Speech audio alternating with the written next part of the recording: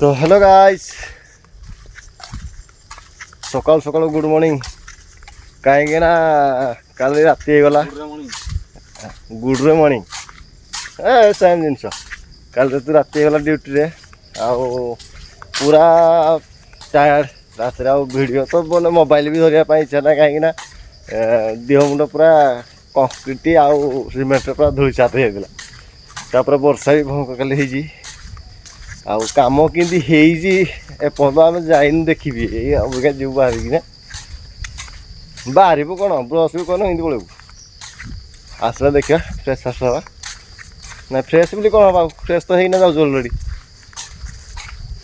शशुर पुए ये काच पकड़ सुधरबे ना रे जिते जहाँ कहले सुधरबे तो गाइज वर्षा श्रावण शेष सोमवार आज हार्दिक अभिनंदन आपण समस्त को मास जाकर परीक्षा प्रतीक्षा सबू फाइनाली आज अंत घटी जहाँ भी जी मानसिक कर जहाँ किसी आशा नहीं कि प्रभु को पाखक जाटा निहाती पूर्ण हो मु तो ए वर्ष बहुत आशा थिला किंतु एमती रिजिन आसला सामना को जीवाड़ा ही पॉसिबल हो पारनी एमती कि दर्शन भी मुझे जाई पारनी किंतु रही पालिकी रही आसंता वर्ष जीवा निहाती आमार पिलार सब जाइए तो केमती अच्छे आप सकाल सकाल टाइम है सकाल सातटा पाखापाखि बाजला आकाश देखा मेघ हो देखते टावर उपर भी बादल अच्छे मुंड उपर बादल अच्छे देखा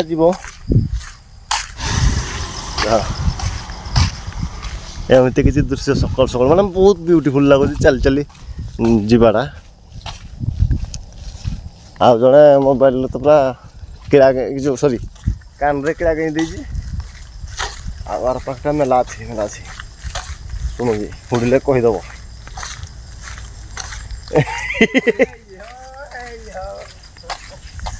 कोई हो कड़े बाल हो खाली जाओ आम भी तो जाऊ कि रास्ता भाई रास्ताटा यू पूरा माने एनएच पाखु एत अपरिष्कार कर ठीक थोड़ा वर्षा दिन नहीं असुविधा था तो फाइनाली आम आसी पहुँची गलु रास्ता ये हूँ बैकग्राउंड दृश्य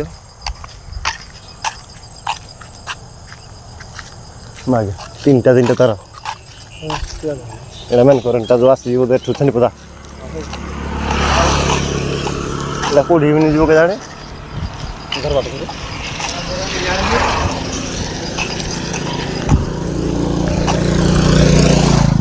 खाली कचरा कचरा कचरा कचरा कचरा कचरा कचरा कचरा कचरा कचरा यहाँ भी गोटे कचराटा मुझे आसी गाइज घर पहुँची गली बर्तमान ब्रश फ्रश कर रेडी कम ठीक जाते मेजिया भी कल जो पकई राति है तो से भी रेडी हो किसी समय पर आम जीव कौटी कि कंकरे गोटे कम जीवु जाकि आसबार 10टा को आसलुने तापर गोटे कथा मन को आज आसला भाई टंका इनकम कराटा जी सहज सॉरी टंका खर्च कराटा जी सहज तो इनकम कराटा बहुत रखरे मो चाह भी आसीगला ये स्कूल जाऊँ स्कूल स्कूल को स्कूल जाऊँ स्कूल जाऊँ UP school UP school UP नहीं यूनाइटेड पब्लिक स्कूल बोधे ना कि यूपी स्कूल रो मतलब कौन यूपी गाइज आप कहले यूपी रो मतलब कौन यूनाइटेड पब्लिक स्कूल ना यूनियन पब्लिक स्कूल कौन को कौन तार यूपी रो मुझे जानी जे मोर मन पड़ुना सरकारी उच्च प्राथमिक विद्यालय महिला जेड़ा कौन हला ୟୁପି ହେଟା ସେ ଓଡ଼ିଆରେ ତୁ କହିଲୁ ଯେ ସରକାରୀ ଉଚ୍ଚ ପ୍ରାଥମିକ ବିଦ୍ୟାଳୟ ମାନେ ହାଇସ୍କୁଲର କିଛିଟା ଅଂଶ ମିଶିକି ଷଷ୍ଠ ସପ୍ତମ ଅଷ୍ଟମ ବୋଲି ଉଚ୍ଚ ହେଇଗଲା ଆଉ ତ ପ୍ରାଇମେରୀ ସ୍କୁଲ ତ ସ୍କୁଲଟା ତ କୋଶଳା ବହିଆଳି ୟୁପି ସ୍କୁଲ ଯେଉଁ ଲେଖୁଛନ୍ତି ତାର ମତଲବ ୟୁପି ମାନେ କ'ଣ ଉତ୍ତରପ୍ରଦେଶ ଚା ପଡ଼ିବ ତ କାଲି ବାଧୁଛି ଗାଈ ବହୁତ ଜୋରରେ ବାଧୁଛି ଆଉ ଆଜି ତ ଶ୍ରାବଣ ମାସ ଶେଷ ଆଜି ଆମ ସ୍କୁଲରେ ଶେଷ ସୋମବାର ଗଲା ଆଉ ରାକ୍ଷୀ ପୂର୍ଣ୍ଣିମା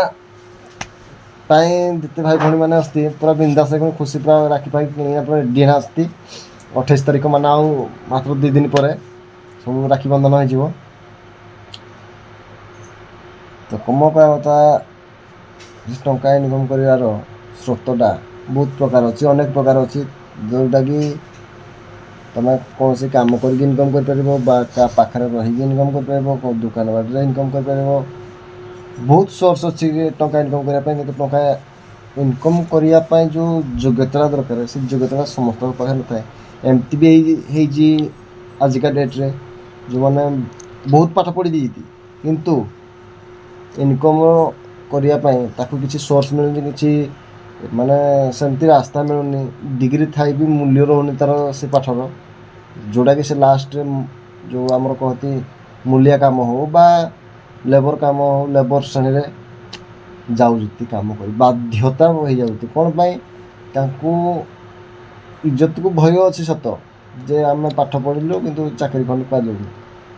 କି କେଉଁ କମ୍ପାନୀରେ ପାଇଲୁନି ଏମିତି ବି ଲୋକ ଆସିଛି ଯାଇନା ଜିନ୍ଦଲ କମ୍ପାନୀ ପଡ଼ିଛି ଭୂଷଣ ଟାଟା ସବୁ ଜାଗାରେ ପଡ଼ିଛି ବହୁତ ଲୋକ ଯାଉଛନ୍ତି ପାଠ ପଢ଼ୁଛନ୍ତି ପାଠ ପଢ଼ିକି ସୁପରଭାଇଜିଂ କରୁଛି କିଏ ଇଞ୍ଜିନିୟର ହେଇଛି କିଏ କଣ୍ଟ୍ରାକ୍ଟର ହେଇଛି ଏମିତି କିଛି କାମ କରିପାରୁଛନ୍ତି ଯାହାର ଧର ମୂଳଦୁଆ ମାନେ ଇନଭେଷ୍ଟମେଣ୍ଟଟା ଷ୍ଟ୍ରଙ୍ଗ ଥିବ ସେ ତା'ର ଯେଉଁଠି ହେଲେ ବି ଲୋକାଲରେ ହେଲେ ବି କଣ୍ଟ୍ରାକ୍ଟ ନେଇପାରିବ ଫଣ୍ଡିଂ ଦେଇପାରିବ କିଛି ଗୋଟେ ଇନଭେଷ୍ଟ କରିକି ବିଜନେସ୍ ବି ଆରମ୍ଭ କରିପାରିବ କେହି ଦୋକାନ ଦେଇପାରୁଛନ୍ତି ବହୁତ ପ୍ରକାର ଅଛି ଯେଉଁଟା ଯାହାକୁ ସୁଇଟେବୁଲ୍ ଲାଗୁଛି ସେଇଟା କାମ ସେ କରୁଛି ଆମର ପାଠ କମ୍ ମାତ୍ର ଅଣ୍ଡର ମେଟ୍ରିକ୍ କିନ୍ତୁ ମୁଁ ଦୋକାନରେ ବି ଥିଲି ରାସନ ଦୋକାନ ଥିଲି ବେଶୀ ରହିପାରିଲିନି 2-3 ମାସ ରହିଲି ଠିକ୍ଠାକ୍ ଚାଲିଥିଲା କାମ କିନ୍ତୁ ଯେତିକି ଖଟାଣି ପଡ଼ିଲା ମୋତେ ବାଧିଲା ପଇସା ସେତିକି ନାହିଁ କିନ୍ତୁ ଖଟାଣି ଅଧିକା ତାପରେ ଗୋଟେ ଗ୍ୟାରେଜରେ ରହିଲି ମାନେ ଆମର ପମ୍ପଚର ଗ୍ୟାରେଜ ସେଠି ବି ରହିଲି ଆଉ ସେଠି ରହିଲା ପରେ ବି ସେଟା 5-6 ମାସ ପାଖାପାଖି ରହିଲି ସେଇ ଗ୍ୟାରେଜରେ ତାପରେ ମାଲିକ ମାନେ ଏତେ ବିଶ୍ୱାସ ଥିଲା ଭାଇ ପୁରା ଦୋକାନଟାକୁ ଛାଡ଼ି ଦେଇଥିଲା ମୋତେ ଚଳେଇବା ପାଇଁ ଆଉ ମୁଁ ଚଳଉଥିଲି ମଧ୍ୟ ତାପରେ ସେଠୁ ସେ ଯେତେବେଳେ ମାଲିକ ଆମର ଅନୁଗୁଳରେ ଦୋକାନ ଦେବା ପାଇଁ ପଳେଇଗଲେ ନୂଆ ଦୋକାନ ଏଇଟା ଯେତେବେଳେ ତାଙ୍କ ଭାଇ ହ୍ୟାଣ୍ଡଓଭର କଲେ ତ ତାଙ୍କ ଭାଇ ସାଙ୍ଗେ ମୁଁ ଟିକେ କମ୍ଫର୍ଟେବୁଲ୍ ହେଇପାରିଲିନି ସେଥିପାଇଁ ସେଠୁ ବାହାରି ଆସିଲି ଆଉ ସେ ମାଲିକ ବି ମୋତେ କହିଥିଲେ ଯେ ନାଇଁ ଆସିବୁ ନା କ'ଣ ମୁଁ କହିଲି ଭାଇ ଯଦି ଯିବି ତୁମେ ଆଗ ଷ୍ଟାଣ୍ଡ ହେଇସାର ଯେହେତୁ ନୂଆ ଦୋକାନ ଯଦି ତୁମେ ଷ୍ଟାଣ୍ଡ ହେଇଯାଅ ଆଗ ଷ୍ଟାଣ୍ଡ ହେଇଯାଅ ତାପରେ ମୁଁ ଯିବି ମୁଁ ଯାଇକି କରିବା ଯେହେତୁ ମୁଁ ସବୁ ଶିଖି ଯାଇଥିଲି ଭାଇ ମାନେ ଗ୍ୟାରେଜର ଚକା ବ୍ରେକ୍ ଟାଇପ୍ଠୁ ନେଇକି ଚକା ଫକା ଖୋଲିକି ପମ୍ପଚର ଗ୍ୟାରେଜର ଯେହେତୁ ଯେତେ ବଡ଼ ଚକା ହବ ମୁଁ ଶିଖି ଯାଇଥିଲି କରୁଥିଲି ନିଜେ ତ ସେଥିପାଇଁ ସେଟା ଛାଡ଼ିଲା ପରେ କ'ଣ କରିବି ଆଉ କିଛି ଉପାୟ ମିଳିଲାନି ଲାଷ୍ଟରେ ଲେବର କାମ କରିଗଲି ଯେଉଁ ଘର ତିଆରି କରୁଥିଲି ଲେବର କାମ କରିଗଲି ଆପଣ ପାଖରେ ଆପଣ ତ ଗୋଟେ ସଠିକ୍ ଗୁରୁ ନଥିବ ସେପର୍ଯ୍ୟନ୍ତ ଆପଣମାନେ କୌଣସି ଶୀର୍ଷକୁ ପହଞ୍ଚି ପାରିବେନି ଏମିତି 2-4 ଜଣ ମିସ୍ତ୍ରୀଙ୍କ ସାଙ୍ଗରେ ଗଲି କାମ କଲି କି ଶିଖିବା ପାଇଁ ଇଣ୍ଟରେଷ୍ଟ କଲେନି ଲାଷ୍ଟରେ ଏମିତି ଅଜା ଜଣେ ଲାଗିବେ ସିଏ ବି ମିସ୍ତ୍ରୀ କାମ କରୁଥିଲେ ତ ତାଙ୍କ ସାଙ୍ଗରେ ମୋର ଘର ପାଖରେ କିନ୍ତୁ ମୋର କଥାବାର୍ତ୍ତା ଏତେ ହୁଏନି ଯେହେତୁ କମ୍ କଥା କହେ କାହା ସାଙ୍ଗେ ଏତେ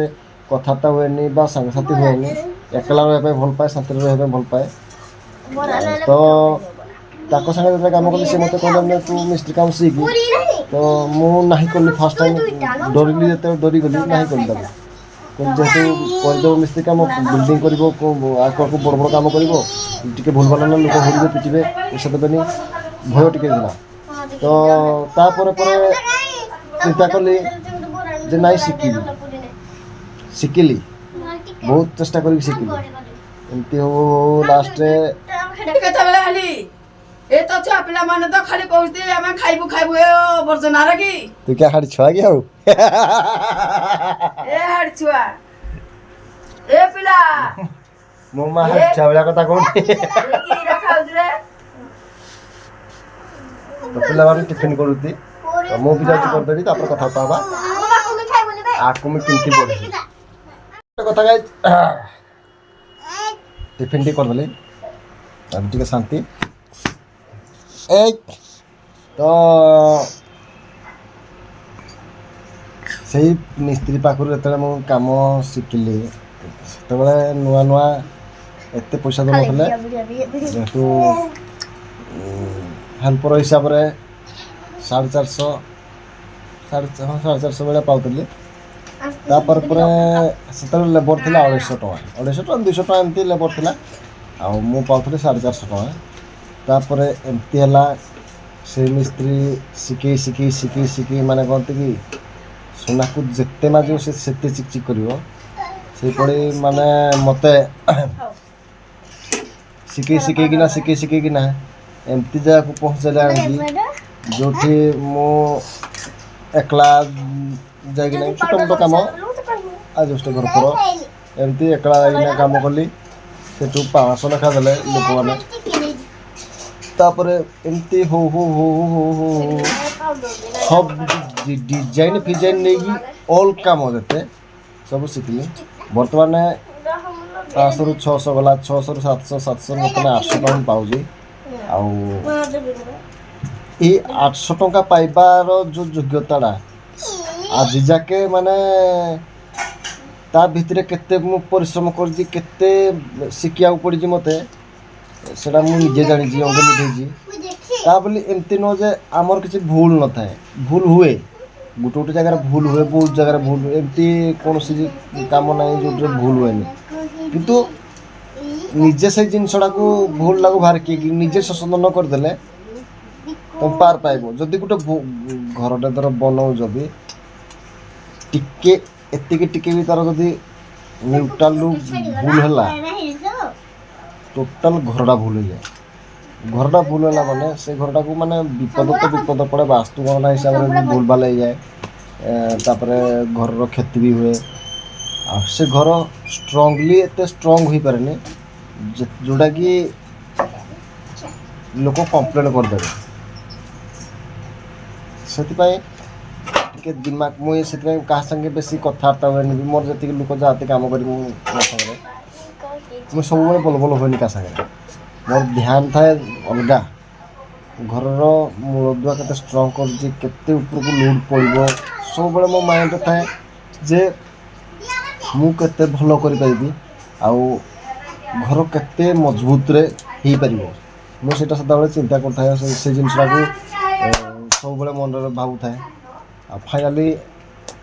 ଏମିତି କିଛି ହେଇନି ଯେଉଁ ଜାଗାରେ ଆଜି ମୋତେ ଭୁଲ ପ୍ରମାଣିତ କରିଦେବେ କି ହଁ ଛୋଟିଆ ମୋଟିଆ ଜିନିଷ କମ୍ପ୍ଲେନ୍ ଆସେ କେଉଁଟା ମେଜିଆ କ୍ରାକ୍ ହେଇଯିବା ମେଜିଆ ତ କ୍ରାକ୍ ନାହିଁ କେଉଁଟେ ଆଜିକାଲି ଯେମିତି ସବୁ ସିମେଣ୍ଟ ଆସୁଛି ବା ଯେଉଁ ବାଲି ୟୁଜ୍ ହେଉଛି ସେଥିରେ କ'ଣ ହେଉଛି କହିଲେ ସବୁ ଭେଜାଲ ହେଇଯାଉଛି ଭେଜାଲ ହେଲା ମାନେ ଘୋଳଟା ଯେତେବେଳେ ମାଠା ହେଉଛି ଯଦି ବାଲି ଠିକ୍ ଥିବ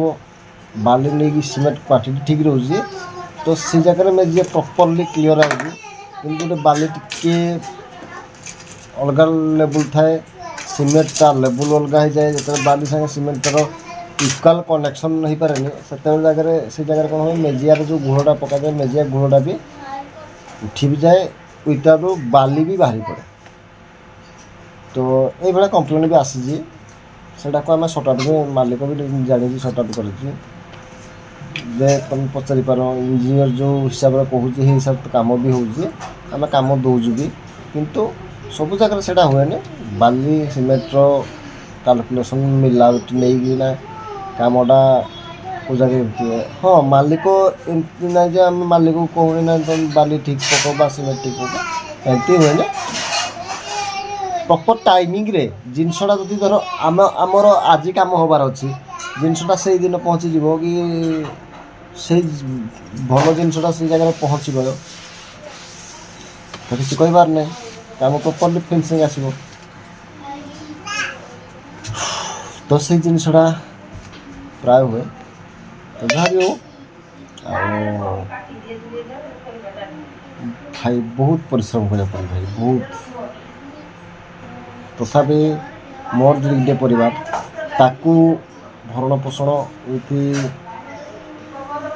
ବନ୍ଧୁବାନ୍ଧବ ଯେଉଁ ଅଛି ବାହା ପାଣି ବା ହାଣ୍ଡି ଦୋସା ବ୍ରତଘର ଏଇଗୁଡ଼ାକ ଯେତେବେଳେ ଯାଉନା ସେତେବେଳେ ଟିକେ ଏକ୍ସଟ୍ରା ପଇସା ଖର୍ଚ୍ଚ ହୁଏ। ତ ମାନୁଛି ମୁଁ ଆଜି 23-24,000 ଇନକମ୍ କରୁଛି କିନ୍ତୁ ତା ବୋଲି ନୁହେଁ ଯେ ଆମକୁ କ'ଣ ଗୋଟେ ମାସରେ ସେତିକି 24,000 ମାସିକିଆ ଦରମା ବେଳେ ମିଳୁନି। ଗୋଟେ ମାସରେ କେଉଁଦିନ 20 ଦିନ କାମ ହେବ, କେଉଁଦିନ 30 ଦିନ କାମ ହେବ, କେଉଁଦିନ 25 ଦିନ କାମ ହେବ, ଏମିତି ହୁଏ କାମ। କେଉଁ ମାସରେ କେତେ ମିଳିବ ତା'ର ତ ହିସାବ କିଛି ନାହିଁ। ତ ସେଇଭଳି ପ୍ରୋବ୍ଲେମ୍ ଫେସ୍ କରିବାକୁ ପଡ଼େ ମୋତେ। ଆଉ ସମସ୍ତଙ୍କୁ ମ୍ୟାନେଜ୍ କରିକି ଚଳିବା ପାଇଁ ବହୁତ କଷ୍ଟ ହୁଏ କିନ୍ତୁ କହି ହୁଏନି କାହାକୁ ବା କହିଲେ ବି ଶୁଣିବ କି। ତ ସେ ନିଜ କଷ୍ଟଟାକୁ ନିଜେ ଚାପିକିନା ନିଜ ପରିବାରଟାକୁ ଆଗକୁ ବଢ଼ିବା ପାଇଁ ଚେଷ୍ଟା କରୁଛି। ତାପରେ ୟୁଟ୍ୟୁବରେ ପ୍ରାୟ କିଛି ବର୍ଷ ହେଲା ଆରମ୍ଭ କରିଥିଲି କିନ୍ତୁ ବନାଉନଥିଲି, ଭିଡ଼ିଓ ପକାଉନଥିଲି। ଏଇ ବର୍ଷେ ହେଲା ଭିଡ଼ିଓ ମୋର ପଡ଼ୁଛି, ରେଗୁଲାରଲି ପଡ଼ୁଛି। ଆଉ ଯଦି ଆପଣମାନେ କିଛି ଶିଖିପାରୁଥିବେ, କିଛି ଜାଣିପାରୁଥିବେ ଯେ କେତେ ଷ୍ଟ୍ରଗଲ୍ କଲେ ଗୋଟେ ଲୋକ ତା ଶୀର୍ଷ ସ୍ଥାନରେ ପହଞ୍ଚେ, ସେଥିପାଇଁ ଏ ଭିଡ଼ିଓଟି ବନୁଛି। ଆପଣଙ୍କୁ ରିକ୍ୱେଷ୍ଟ ବି କରୁଛି ଆଉ ଏ ଭିଡ଼ିଓଟାକୁ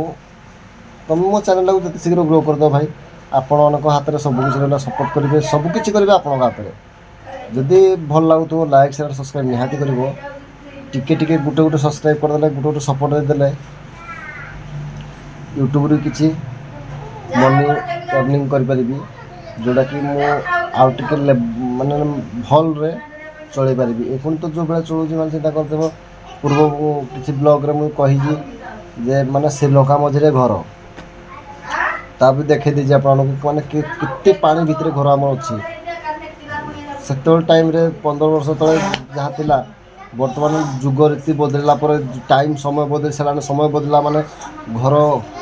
ଖସିଗଲା ତଳକୁ, ରାସ୍ତା ଉଠିଗଲା ଉପରକୁ, ସବୁଆଡ଼େ ନିଜ ନିଜ ଜାଗାରେ ମାଟି ହାଡ଼ି ପକାଇକିନା ସବୁ ଛେକିଦେଲେ। ମାନେ ଅହଙ୍କାର କହିଲେ ମାନେ ଏଠି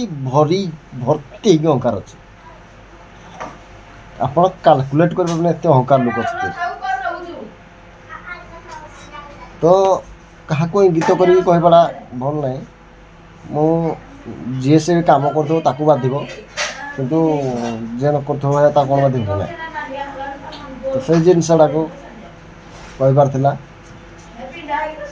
ଏବେ ବ୍ଲଗ୍ ଟିକେ ଡିଲେ ହେଉଛି ଯେହେତୁ ବର୍ଷା ଯୋଗୁଁ କାମ ପଡ଼ିଯାଉଛି। ବର୍ଷା ଯୋଗୁଁ ଘରେ ଟାଇମ୍ ଦେଇ ହେଉନି, ସବୁଆଡ଼େ ଧନ୍ଦା ଟିକେ ଦେଖିବାକୁ ମାନେ ବିଗିଡ଼ି ଯାଉଛି, ମାନେ ଟାଇମ୍ ପାଉନି ବ୍ଲଗ୍ ଅନ୍ କରିବା ପାଇଁ। ତ ସେଥିପାଇଁ ସରି।